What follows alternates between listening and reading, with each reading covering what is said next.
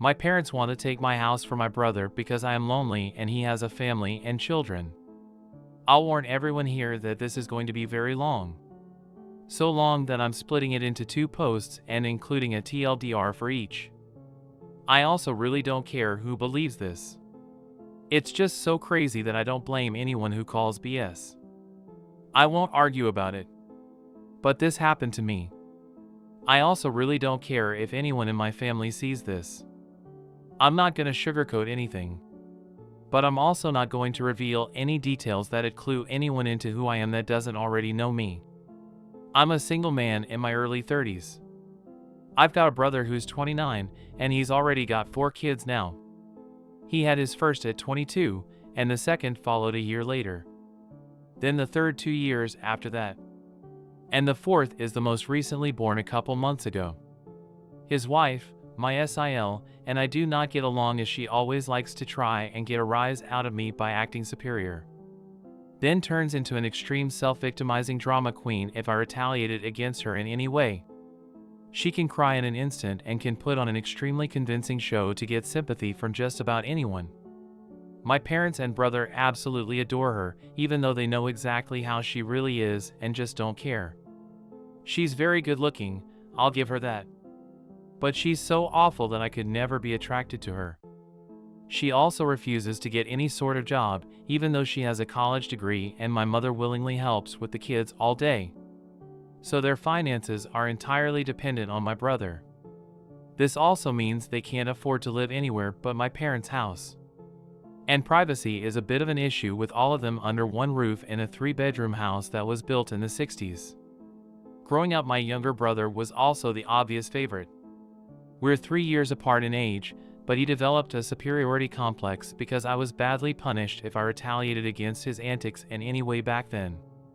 It was obvious my parents cared for him a lot more because he got the lion's share of everything and less people called them out on it. Which did happen a fair bit by other members of family. Which is why my parents packed us all up and moved us about 150 miles away from them, so they generally would see us on holidays since it was a 3-hour drive.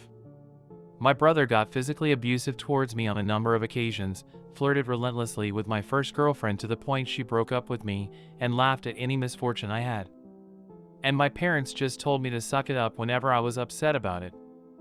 I only got equal treatment when my parents wanted to keep up appearances.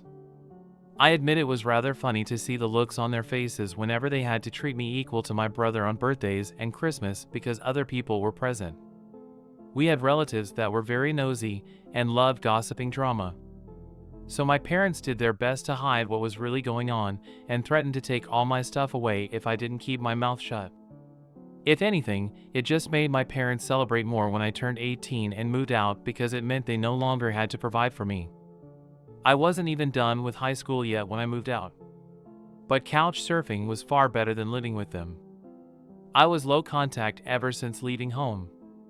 They didn't even show up for my high school graduation. But I really didn't care. From that point on, I would usually only see my parents and brother on holidays like the rest of the family. The start 2020 pandemic was not kind to me. I lost my job and couldn't renew the lease on my condo because my roommate also lost his job and neither of us could afford the place on unemployment money. It was a rented 2-bedroom condo that I really loved. As the lease was ending, my roommate left early to move back in with relatives, and I had to sell nearly all of my stuff because I was soon going to be homeless if I didn't downsize to an extreme. I really shouldn't have rented a place that was so expensive. But I liked living the high life. Until that life wasn't kind to me. And I realized I should have been living somewhere far cheaper so I could have saved more money to fall back on. But I had a plan. I own a truck simply for the fact that I've always loved trucks, so I found a $1,000 camper in good shape and put it on my truck just so I could live out of it for a while. It was supposed to be temporary, but I ended up living out of it far longer than I ever thought. I originally was hoping to be able to live out of the camper at my parents' house, where my brother and his family still reside as well. But when I asked my parents to let me stay for a while, they told me they had a full house and didn't want me there.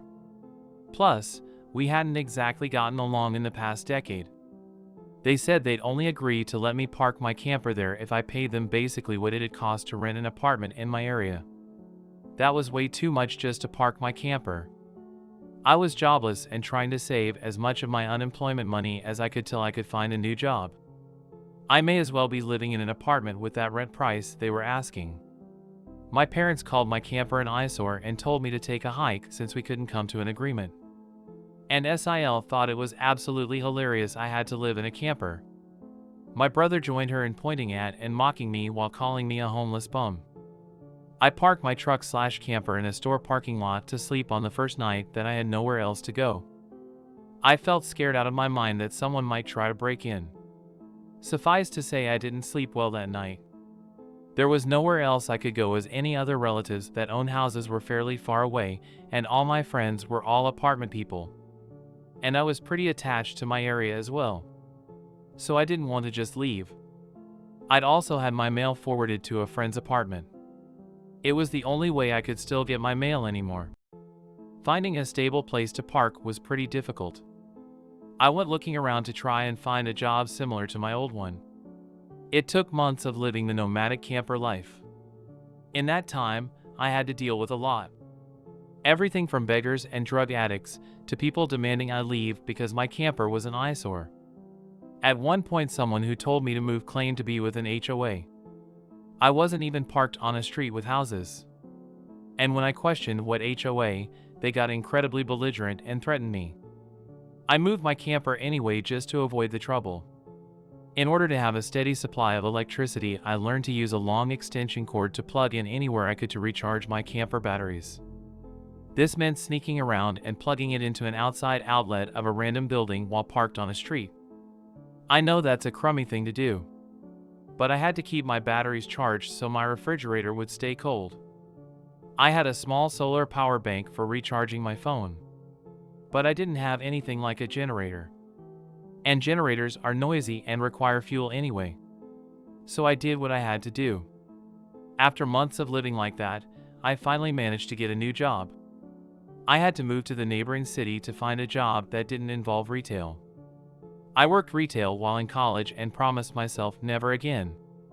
Though I was nearly ready to break that promise.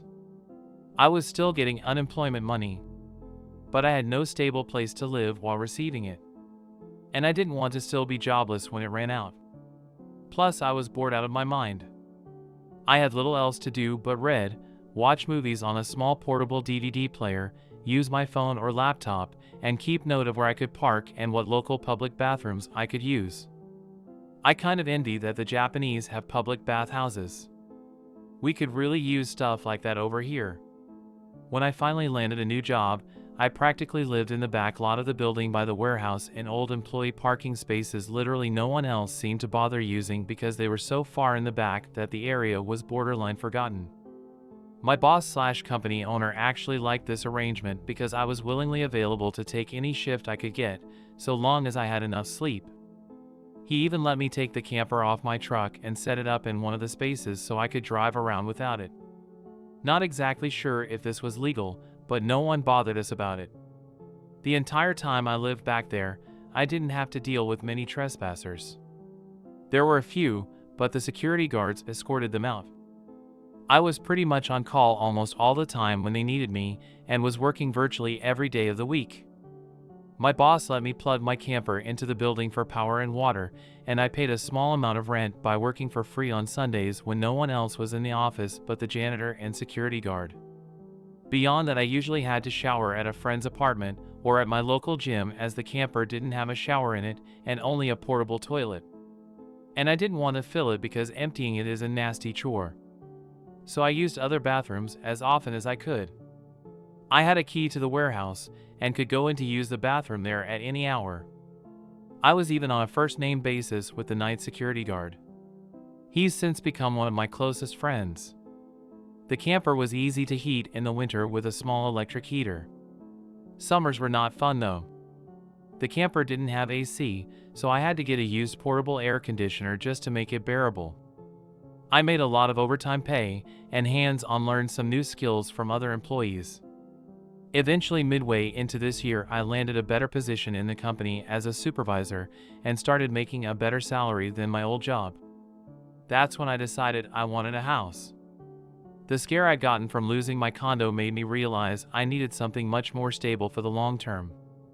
I looked around for something close to my work and just 2 miles away found a 3-bedroom manufactured home on a small property. But I managed to get it for $10,000 less than the asking price somehow. I used nearly my entire savings for a down payment and got approved for a home loan. I finally didn't have to live in a camper anymore. There was enough space for me to back my truck in behind the house to take the camper off to set it up in the backyard. So I put it there as its own little building just in case I want to use it again. When I was fully settled in the house, I was dumb enough to brag about it on my book of faces. My family saw the post, and that's where this shit really starts. After a few weeks, my parents and brother along with his family came to visit completely unannounced to have a tour of my home. I didn't even give them my address. So how they found out where I live, I still don't know. None of my friends have fessed up, and no prior family members visited me before that. So I wonder if they stalked me at work and followed me home or something. It really wouldn't surprise me. Once I opened the door, they practically all shoved their way in like rambunctious tourists. Then just started making themselves at home. They all kept poking around, and SIL had this creepy smirk that she was repeatedly flashing me. And it was only later that I figured out why. And it made me madder than a bull on steroids that just got stung by a hornet. My parents were constantly talking about how I've got so much extra space now.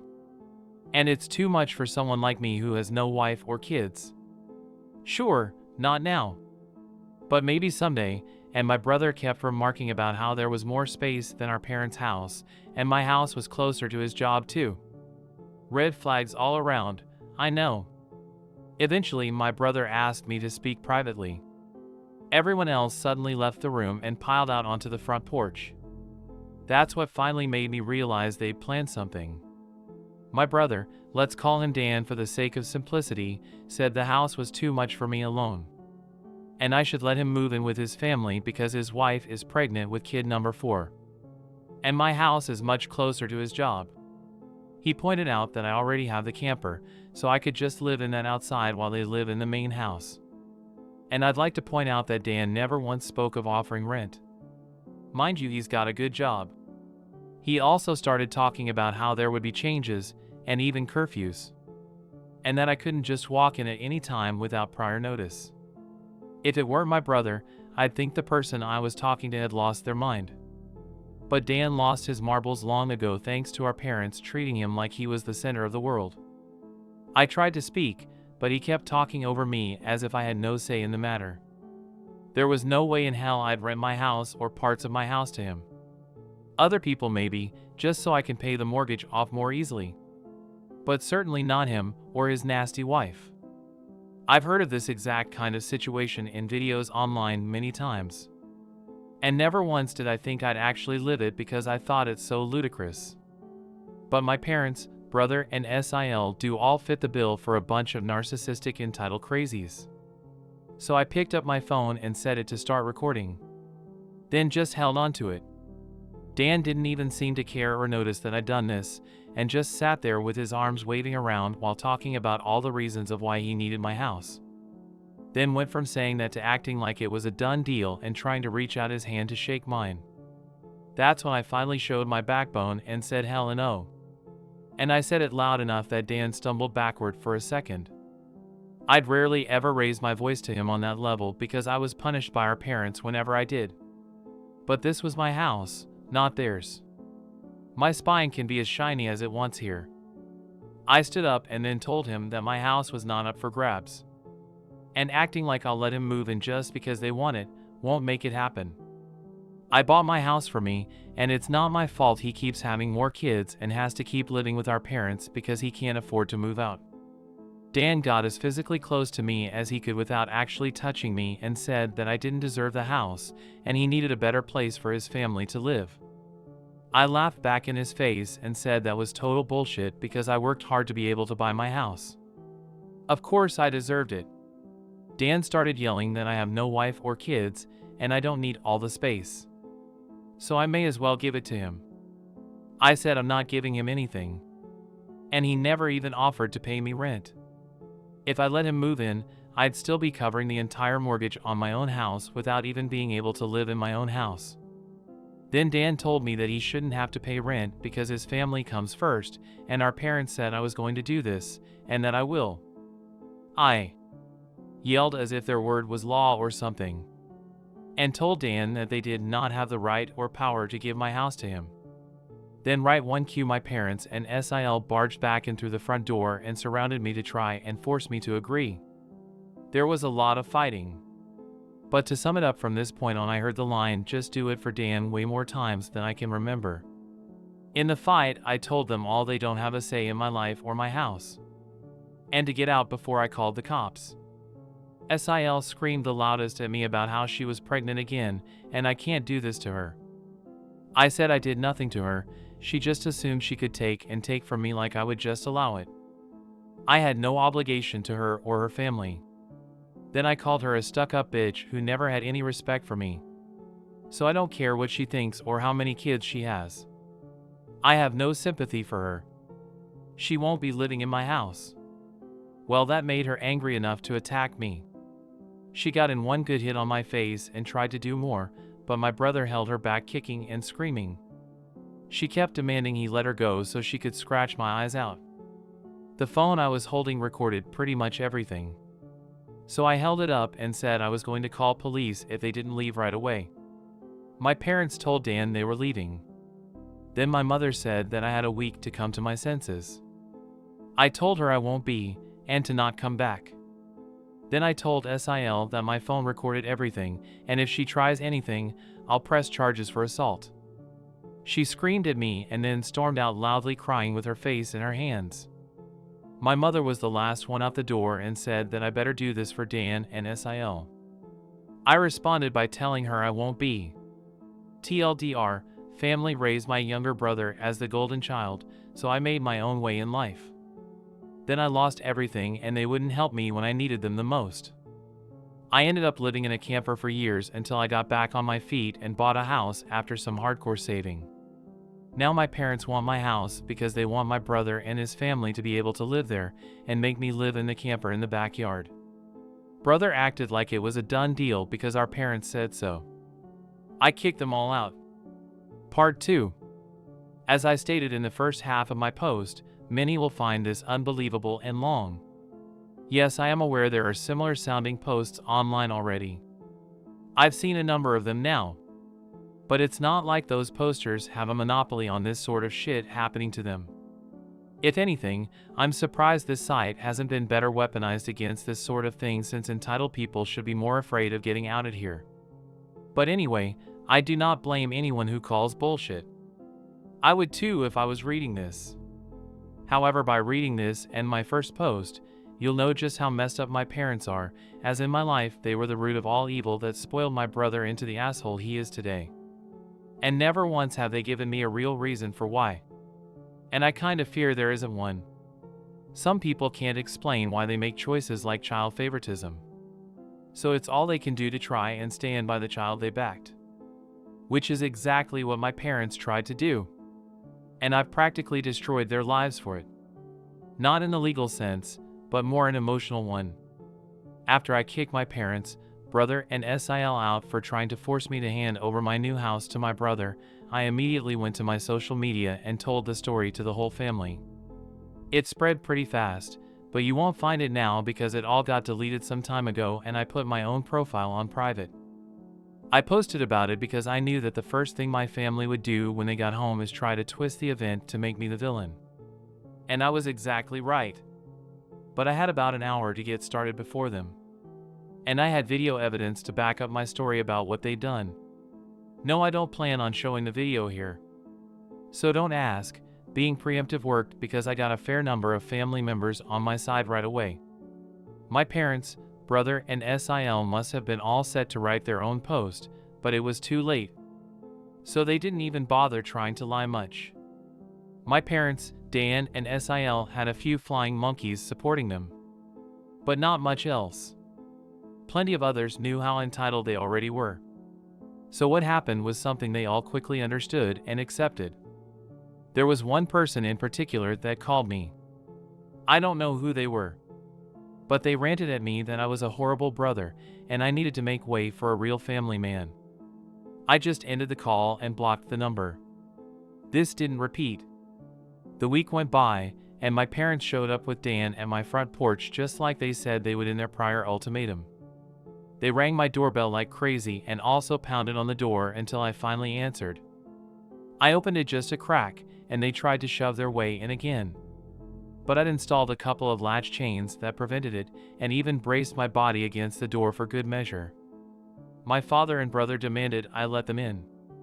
But I said I was recording everything on camera and would call the police if they tried to force their way in again. My mother calmed them down and then, in her most sickly sweet tone, asked me if I was ready to let my brother move in. I told her and the rest of them to fuck off and never come back. My mother put on the crocodile tears and asked me why I can't just do this for Dan because he's my beloved brother.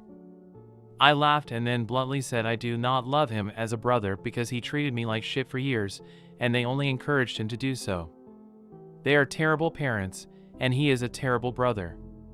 Then told them to leave or I'd be calling police ASAP.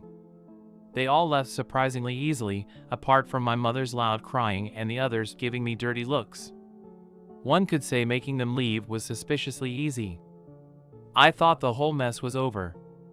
But I guess I should have taken them more seriously because they had other stupid plans.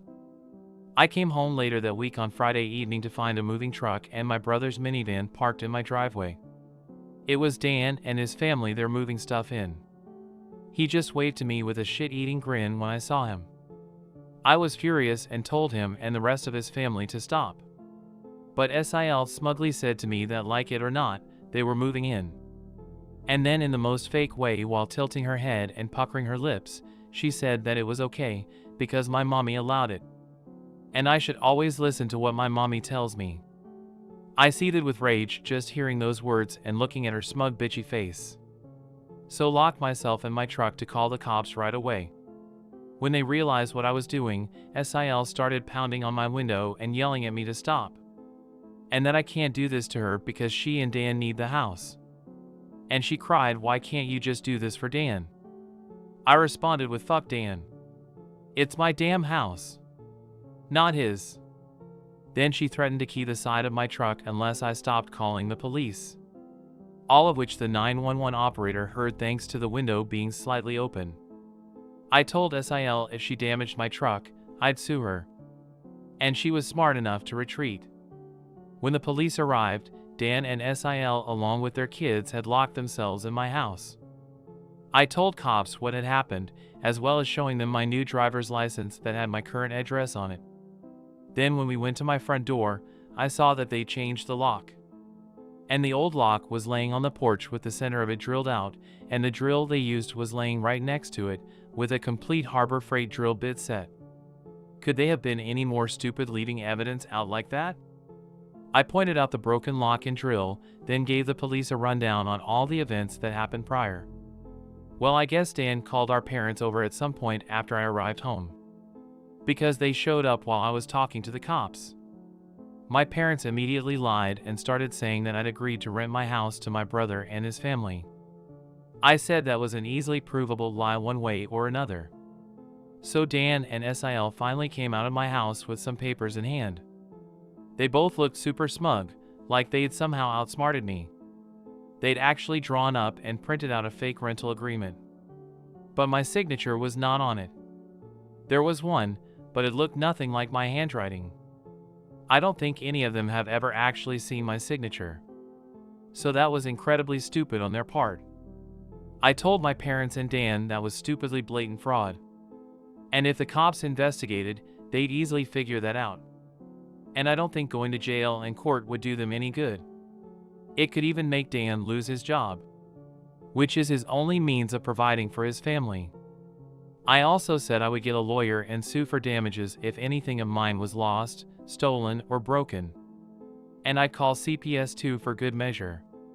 Dan went white and looked really scared when I said all that, but my mother got between us and doubled down about how I should just do this for Dan and live in the damn camper so they can finally have a family home to themselves. I yelled at her that if she thought it was such a good idea, she could do it for Dan herself and let Dan have her house to himself instead. The cops separated my mother from me, and I said I wanted them all out right now, or I'll press charges. I stated in a shout about how they drilled out my front door lock to break in, the lease papers were obvious fakes, they badly forged my signature, and I have recorded video of SIL attacking me. Those are felonies I could fuck over their lives with if I wanted. And if they didn't leave, that's exactly what I'd do. The only reason I hadn't already was for the sake of Dan's kids. So they have one chance to get the fuck out. The moment my parents heard that, I think it finally clicked that they could not force me to do it for Dan. My mother surrendered and said she'd put an end to this. Then she went over to SIL and spoke with her quietly for a minute while my father spoke to Dan. SIL instantly started loudly crying and ripping up the fake rental papers into tiny bits and tossing them like confetti, only to have an officer tell them to pick up the bits of paper or he'd cite them for littering. Both of the cops at this point had the "I don't get paid enough for this" looks on their faces. Dan had to start telling his kids to load their stuff back into the moving truck. The kids were all crying, and the eldest was sobbing that he won't get his own room now. SIL and Dan gathered their kids up to try and make one last pathetic attempt to guilt me with the sad family routine. You know, where they all gather together in a sort of group hug while all facing one direction. I swear, I think they practiced it beforehand. All of the kids had the same pleading look with quivering mouths. SIL kept rubbing her pregnant belly and tilting her head to look like a sad puppy, and my brother just made the saddest face he possibly could and said, "Please don't do this. We need to be able to live here." But I didn't falter and told them to keep packing. All the kids and SIL turned the crying up to 11, and Dan yelled at me, "Are you satisfied with yourself? You've denied us a home because you're too selfish to share and help out family." I ended up laughing like a maniac and retorting that what he was trying to do was taking, not sharing. And no amount of crying will make me let his family move in because he's no brother of mine anymore. He's just an entitled prick who thinks he can take whatever he wants from me like when we were kids. Dan started F-bombing me until the cops told him to cool it or he'd be in cuffs regardless if I wanted to press charges. He sucked in his lips and looked a mix of afraid and supremely pissed off. I asked the cops if they could stick around until my parents, brother, and SIL had all left. And they said they had no intention of going anywhere until this had been resolved. In fact, in the next few minutes 2 cops became 4 as more drove in for whatever reason. That gave my parents some extra incentive to get moving. I made Dan give me the keys to the new lock he put on my front door. Though I got another lock the next day anyway because I didn't know if he had copies of the keys or not, he was really reluctant to hand them over.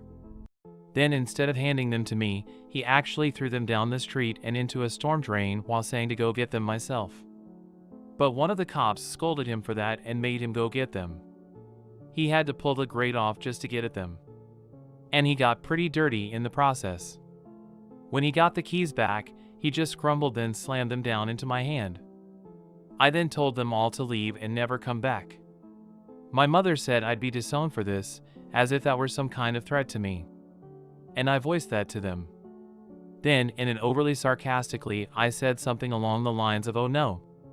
That means I won't get to come to any holidays with you guys where I always get treated like shit by you all anyway. Because Dan has always been your obvious favorite. You treated all me so badly when I was growing up that if Dan ever needs an organ donor, I wouldn't give him anything. So do like you always told me to do when I was mistreated by all of you, and suck it up." My parents were floored after I said all of that. And the quartet of cops were looking pretty judgmental at them as well. I tell you, if you want to put nasty parents like mine on the spot, confront them in front of cops. Because they'll likely not try anything really stupid then. My mother just started crying and walking away. My father just stood there looking like he wanted to hit me. And Dan just held his kids in defeat. Oh, and SIL was off having a tantrum in my front lawn. Soon enough they all formed a line handing out boxes and got their stuff out of my house. Nothing had been unpacked yet. So it all was taken out pretty quickly. But while doing it, My mother kept saying it wasn't too late and I could still do it for Dan several times. Each time trying to bargain more and more to try to make me change my mind. She said that Dan could pay me rent if I let them stay. And when that didn't work, she said I could move back in with them to let Dan rent my house so I wouldn't have to share the building.